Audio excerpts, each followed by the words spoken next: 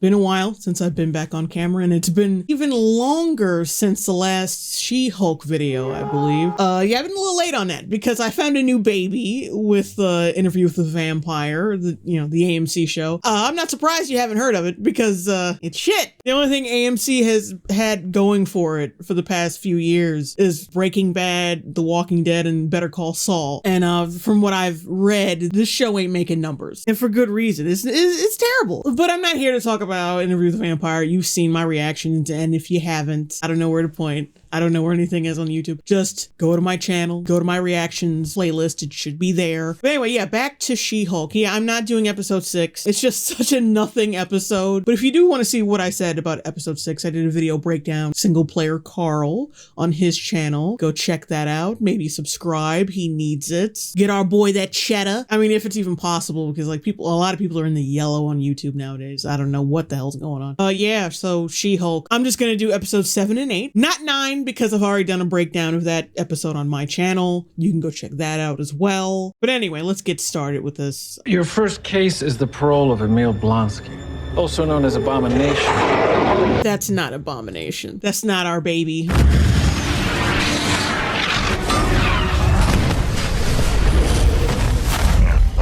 I mean, it is an abomination, but it's not the Abomination. We hereby grant Mr. Blonsky's release on parole, effective immediately.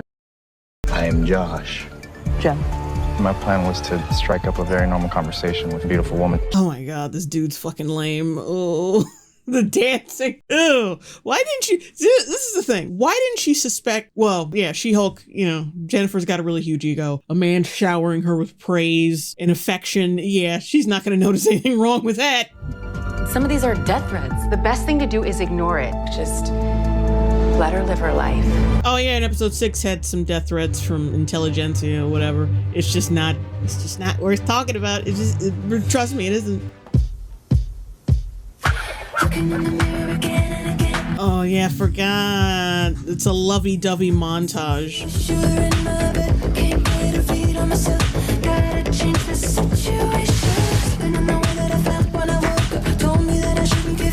Dying on the inside. Oh, they're going to a food truck. How millennial. Fries dipped in milkshake. You really want to be a heifer at age 45. I mean, even I wouldn't eat that, and I'm fat as fuck. Okay, is that over? Because thank you. Yeah, good old side boob for our Disney Plus property.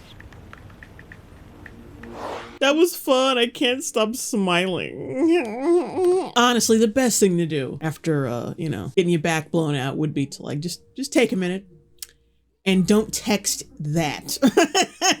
Jen, you didn't tell me you were nominated for Female Lawyer of the Year? Nominated for Female Lawyer of the Year? Because that's a real thing that happens. Also, why do you look like you sell poison candy? Why are you dressed this way? Why do you look unusually pale? What is this? She's dressed like a goddamn jawbreaker. Look at her. If anything, I bet her makeup makes her look older. I bet when she wears no makeup, she looks 10 times better. Are you going down a rabbit hole on that intelligentsia site? What? No, I don't care what a bunch of losers say about me online.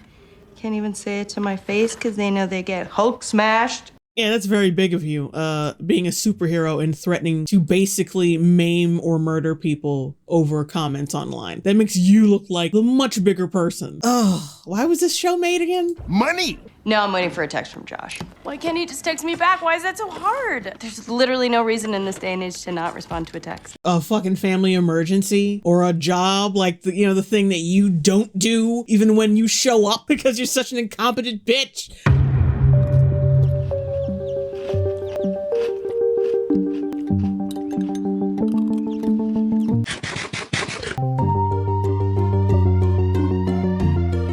Oh, Miss Piggy, an actual well-rounded female character.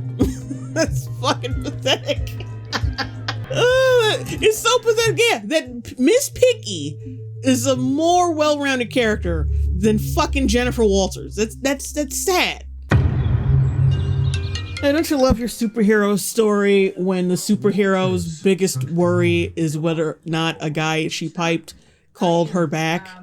We got a malfunction alert on Blonsky's inhibitor. We don't have the resources for a squad of uniforms to go with me, so I was hoping you'd meet me there. I figure my chances of staying out of the ICU would be much greater if I had a Hulk there with me. Hey, I'm not interrupting your weekend plans, am I? No, not at all. Nope, I will see you there.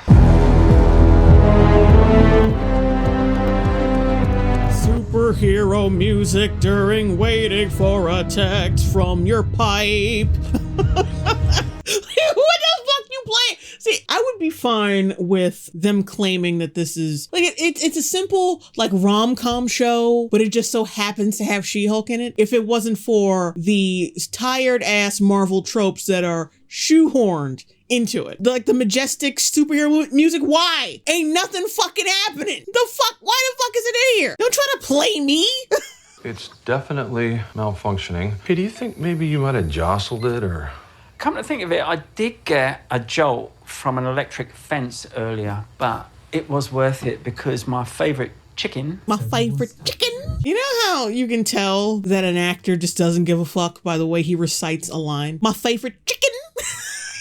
He doesn't give a single shit. I'm right there with you, Tim Roth. Also, the cuts are so annoying. It's a two-way conversation. Why does there need to be that many cuts? And only one person is talking right now. But there's like cut. It's not an action scene. And even then, it would still be fucking annoying. He's always in such a hurry to leave, isn't he? Well, he did think he was coming out here to face the Abomination. Now, what about you then, Jen? I Suffer in silence. Reacting in... Well, I've already wasted half a Sunday on this expedition, so I'm gonna get moving.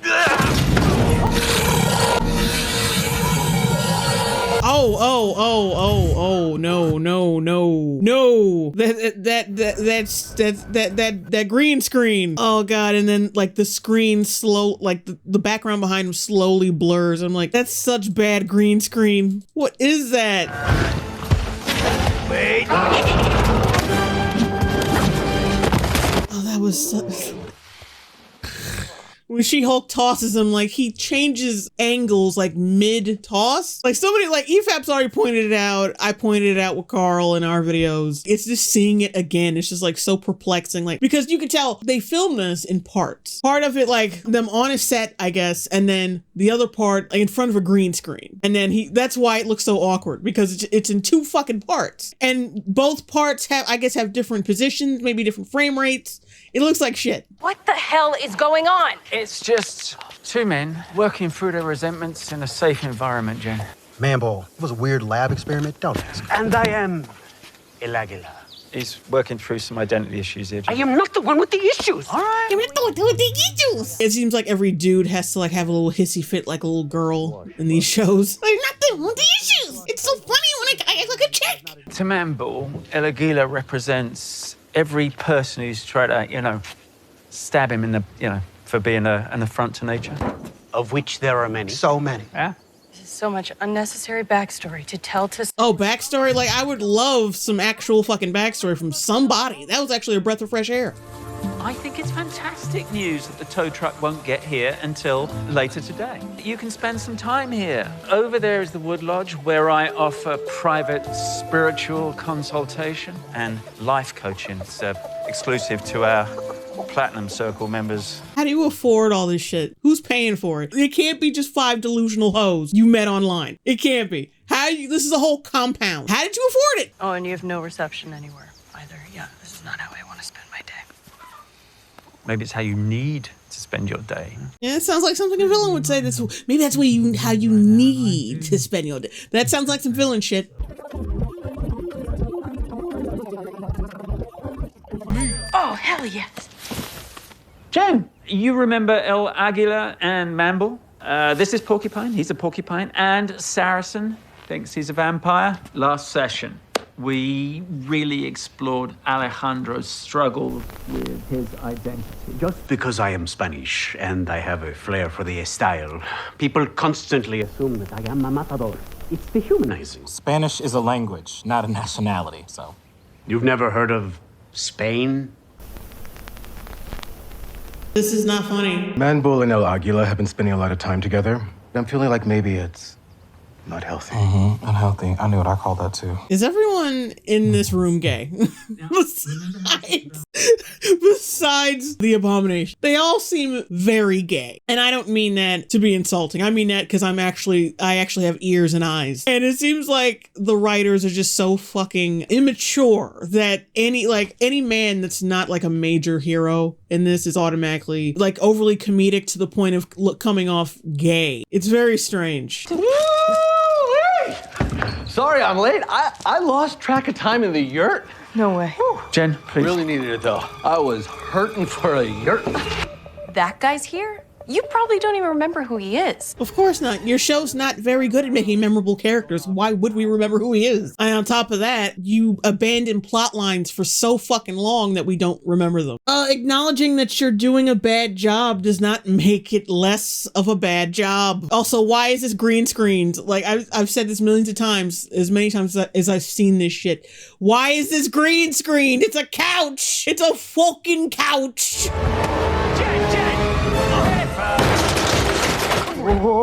This asshole and his friends attacked me behind my apartment. He attacked me. Well, for number one, considering the strength levels here, despite the fact that they had fucking Asgardian weaponry, that and the fact that you already kind of beat his ass, like, who cares? You didn't take him to fucking jail like you were supposed to. Like, oh, what are you doing here, criminal? I didn't lock away like I was fucking supposed to because it's my job. How dare you show up in the world and exist with your freedom because I didn't think to put you away. I'd love to work through our issues if you'll let me. And so I realized real strength comes from facing yourself in the mirror and saying, hey man, I'm gonna work on me. I didn't need a magic crowbar to give me a false sense of power. All it did was make me and my boys act like idiots, rolling up on you like we were some supervillains or something. Oh, you attacked a woman 4-1. You absolutely were super villains. You attacked a woman 4-1. You're a superhero. You have superpowers. You could have easily killed them or maybe thrown them in jail like you were supposed to. But yeah, you didn't. Everyone else has shared, so is there anything you want to get off your chest? I met a guy, Josh, at a wedding. We went on a few dates and I thought it was going great. And then I haven't heard from him. When's the last time you talked to him? 3 nights ago when we slept together for the first time. Another direct heat. Okay, are you two married? Oh my God, you acted two men acting friendly towards each other. Are you fucking faggots? Are you gay? Ew. Stop being a faggot. But like, yeah, thanks for pointing out what I already suspected they were doing with these characters. Everyone pays attention when I'm this, but it feels like cheating because would they like me if I didn't have all of this? No, they don't even like you now. I explained this in the video I did with Carl. Your personality is dog shit. So people wouldn't like you in or out of Hulk form. So really people just like you based on your appearance and the fact that you could possibly kill them, which is very terrible in your case. Would the same guys who like She-Hulk stick around for Jen? Because some of them don't. And that sucks for Jen because Jen is great. I don't know why you're talking about yourself like you're two different people. You're the same, basically the same person.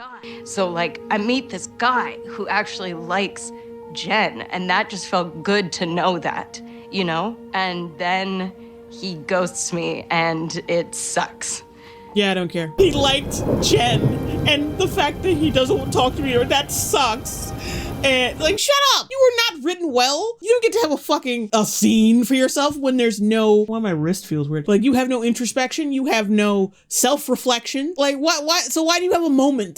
Just why? Who cares? Maybe this Josh thing hurt so much because you haven't been spending enough time with Jen. And that's a shame, because I bet Jen is pretty damn great. No, nigga. No. This is an entire episode just her waiting on a guy to call her, and this is supposed to be a feminist show. Because it's not like Jen wants a relationship, like a fulfilling relationship. She just wants a guy to fuck her and tell her she's awesome. I don't feel marriage material from this fucking character. You call me all friendly. Oh God. So I cut you off. I don't need your love. Cause I already cried enough. I've been done. I've been moving on. Dying on the inside.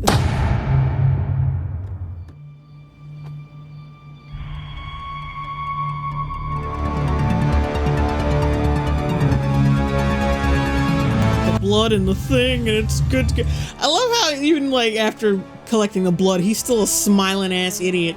But anyway, episode over. Okay, my question is, how the fuck did he collect that blood? Because, like, there's no way you poked her with a syringe while she was asleep without waking her up. Bullshit. That's number one. Number two, there's no way you did it any other time when she wasn't asleep. So the only conclusion I could come up with is that you went down on her while she was on her period and collected it that way. Or went in her bathroom and found a used tampon or something. Because how else did you fucking get this blood? How did you get it? It doesn't make any fucking sense. And what does make sense from coming up with your own conclusions is fucking disgusting. I need answers, and I don't think I'm gonna get them. Oh, anyway, that's episode 7. We'll be back with episode 8, which I think is the Daredevil episode. Oh, I can't wait to retch watching that shit. Ooh. Anyway, bye. Peace, love, and chicken grease.